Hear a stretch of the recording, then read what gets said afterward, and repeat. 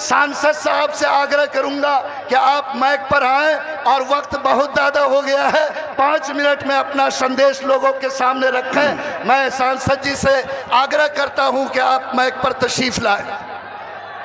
भाई अपनी अपनी जगह ले लें। अस्सलाम वालेकुम।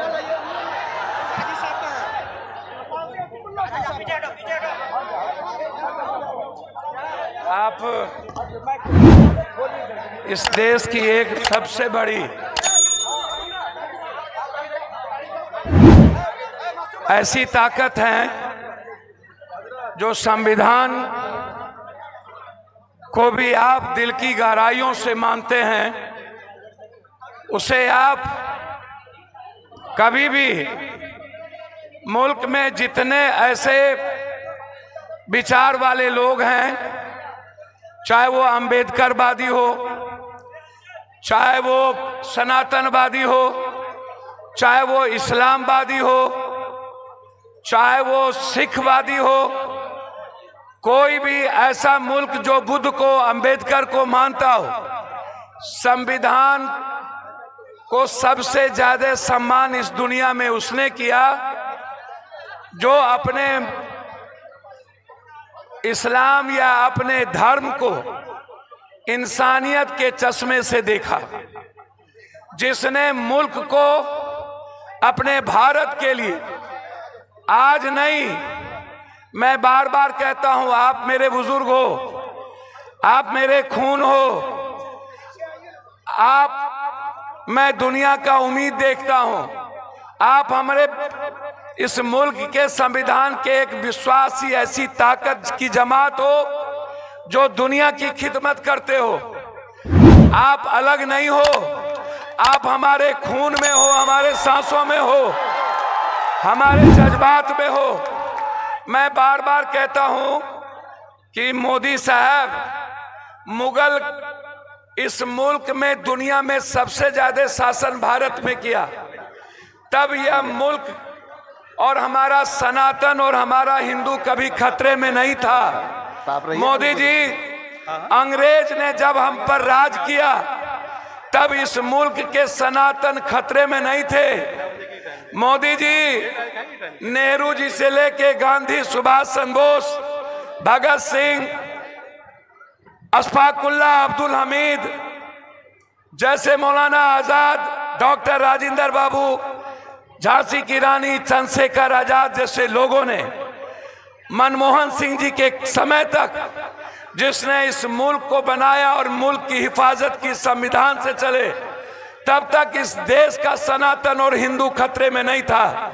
लेकिन मोदी जी जब से 11 साल से आप आए, तब से ये मुल्क का हिंदू खतरे में क्यों पड़ गया?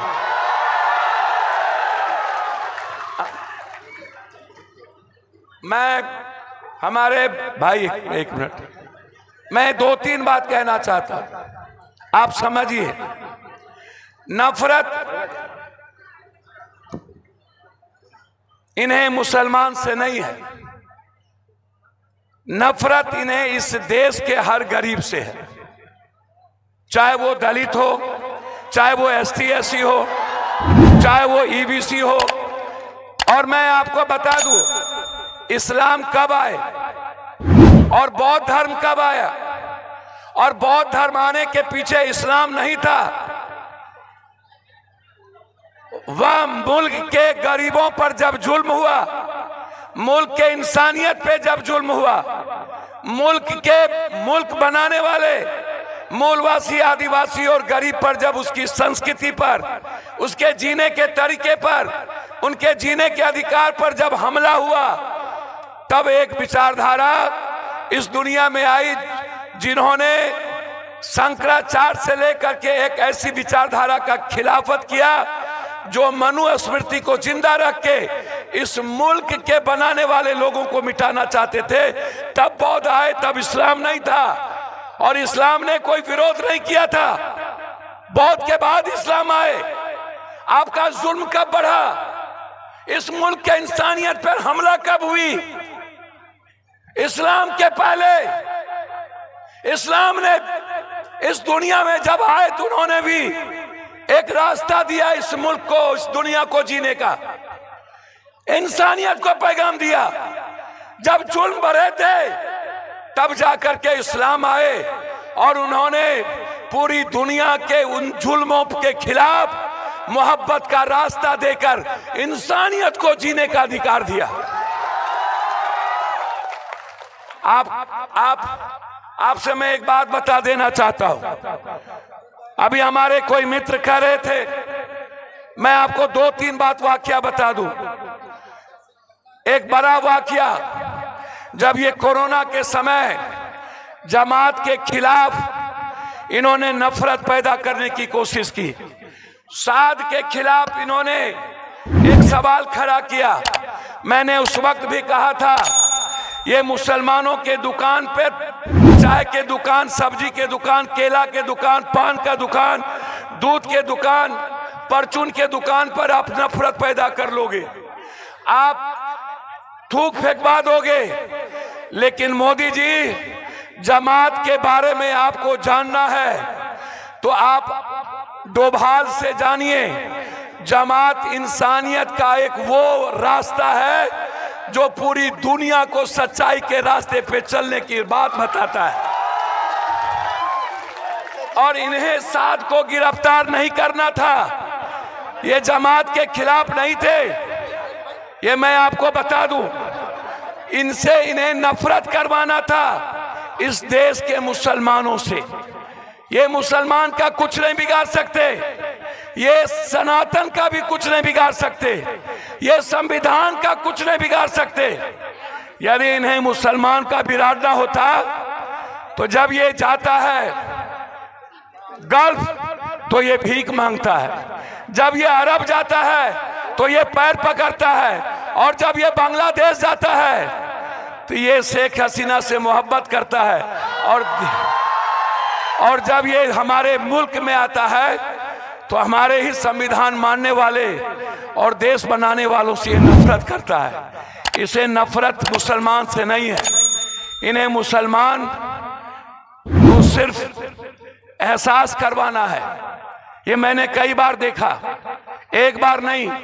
जब ये बात करता है पसमानदा और पिछड़ों की, मैंने इनसे पूछा, यदि आप पसमानदा और पिछड़ों की बात करते हो तो आप मुझे एक बात बताओ, आप जब कह रहे थे बटोगे तो कटोगे, आप उसमें लिख देते शेख सैयद पठान खान को छोड़ के जो मुसलमान है वो, उस पर मैं ये बात नहीं कर रहा हूं। जब आप इस मुल्क में सब्सिडी मुसलमान का खत्म कर रहे थे तो आप लिख देते शेख सैयद पठान खान को छोड़कर, हम इस मुसलमान की बात नहीं कर रहे हैं।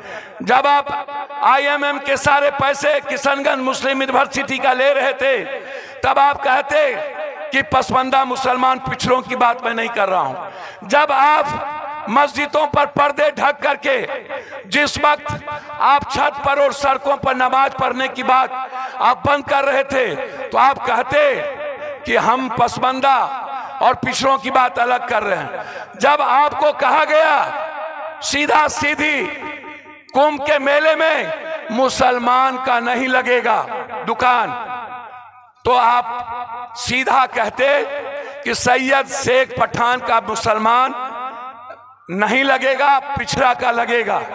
तब आपको याद नहीं आई, आपको याद नहीं आया कब्रिस्तान और शमशान के वक्त, आपको याद नहीं आया NRC के वक्त, आपको याद नहीं आया तलाक के वक्त, आपको नहीं आया याद जब आप इस मुल्क में वक्त की बात कर रहे थे। ये वक्त क्या है? मैंने कई बार कहा आपको ये समझना पड़ेगा, आवाज जरूरत है। मैं इस मुल्क के, हिंदुस्तान के मुसलमानों से 2 बात कहना चाहूंगा। आप हाथ में संविधान रखो, आप दलितों के घर जाओ, आप गरीबों से प्यार करो और पप्पू यादव को वक्त की लड़ाई लड़ने दो। मैं एक बात और कहना चाहूंगा मुसलमान भाइयों से, सदन में कई ठो मुसलमान MP है, 233 मुसलमान गैर मुसलमान MP ने वक्त के पक्ष में वोट डाला है। इस देश का अधिक भाग अधिक संख्या जो मोहब्बत करते हैं संविधान से, वो वक्फ के बिल के खिलाफ खड़ा है। आप ही नहीं, इस मुल्क का एक एक लोग खिलाफ पे खड़े हैं। इस मुल्क के लोग नफरत नहीं चाहते हैं। इसीलिए मैं आपसे कहने आया हूं, आप उसकी चिंता मत करिए। आप, ये अंतिम आपकी लड़ाई है। एक लड़ाई और सियासत में आपकी होगी, वो होगा सिविल कोर्ट का। एक बार और आपकी अग्नि परीक्षा होगी। मैं आपको लास्ट भाई बोल रहे भूल जाइए। डीएम, आप डीएम पीएम की चिंता मत करिए भैया। मुझे भवानीपुर में भी वक्फ की रैली है, मैं भाई की बात मान लिया। मैं दो बात एक और आग्रह करूंगा आपसे, बहुत दिल की गहराइयों से समझिए। देखिए, एक बात समझ के रखिए। अंतिम में मैं इस मुल्क को हमेशा कहता हूं, मुसलमान भाई कितने हैं? मुसलमान भाई हैं मात्र 18 से 20 करोड़। मैंने स्पष्ट कहा, मैंने देश के लोगों को कहता हूं, मैं हिंदू को कहता हूं, भाई मुसलमान 18 से 20 करोड़ हो और पूरी दुनिया में 27 से 28 करोड़ सब धर्म के लोग हो। आप हमें एक बात बताओ, पप्पू यादव के गांव में 2000 यादव हो, 100 कोई गैर जात हो, वो जात हमसे लड़ेगा? मैंने कई बार कहा, जब मुसलमान इस मुल्क में 40 करोड़ होगा तो तुम 200 पार कर जाओगे। जब मुसलमान 50 करोड़ होगा तो तुम 250 करोड़ होगे। इस देश में कभी भी मुसलमान अपने सोहदर भाई, जो तुम्हारी ताकत है, वो नहीं लड़ेगा। लड़ोगे तुम, मुसलमान कभी तुमसे नहीं लड़ेगा। ये मैंने हमेशा कहा है। मुसलमान से नफरत मत करो। एक मुर्गी को कितने बार जब्बे करोगे, वो आवाज तो देगा ना। अंत में मैं एक आग्रह करके आपसे जाता हूं, याद करिए, एनआरसी में शाहीन बाग की मां और बहनों ने पूरी दुनिया को आजादी के लिए बैठ गई। अंतिम में कह रहा हूं, आपके हाथ में तलवार ना हो, आपके हाथ में नफरत ना हो। लाल चौक से, कश्मीर के लाल चौक और जामा मस्जिद से पाकिस्तान को दुनिया में पहली बार, एक बार नहीं, पहलाम में कश्मीरी ना होते, पहलाम में घोड़ा वाला ना होता तो 2000 फोर्स, 2000 लोगों को मुसलमानों ने, कश्मीरी ने बचाया। वहां पर नरेंद्र मोदी की फोर्स नहीं थी। पहलगाम को गोदी मीडिया देख लो। यदि अंतिम परीक्षा मुसलमान का लेना चाहते हो तो ये आजादी थी, और लाल चौक से मुसलमानों ने जो कश्मीर का संदेश दिया है, ये दुनिया ने इस बार कह दी। ये हिंदू मुसलमान की लड़ाई नहीं है, ये संविधान और इंसानियत की लड़ाई है। और इंसानियत और संविधान की लड़ाई में इस देश के वजीर हार चुके हैं। अब वक्फ की लड़ाई कोर्ट और हम लोग जीतेंगे। आप चिंता मत करिए, आप आवाज देते रहिए, आप बोलते रहिए, आप संविधान हाथ में रखिए, आप गरीबों से प्यार करिए। जब तक पप्पू यादव जैसे लोग इस मुल्क में हैं, तब तक अपना खून देगा, इंसानियत को खत्म नहीं होने देगा। मैं आपका खून हूं, मैं आपकी परछाई हूं। अल्लाह हमेशा आपको खुशी रखे। आप लोग रैली की तैयारी कीजिए, हमेशा इस्लाम के राह पर चलिए, कुरान को मानिए, रैली वाले जो लोग के साथ आगे बढ़िए। रैली वाले लोग जितना नफरत आपसे करे, आप सिर्फ नरेंद्र मोदी से मोहब्बत करिए।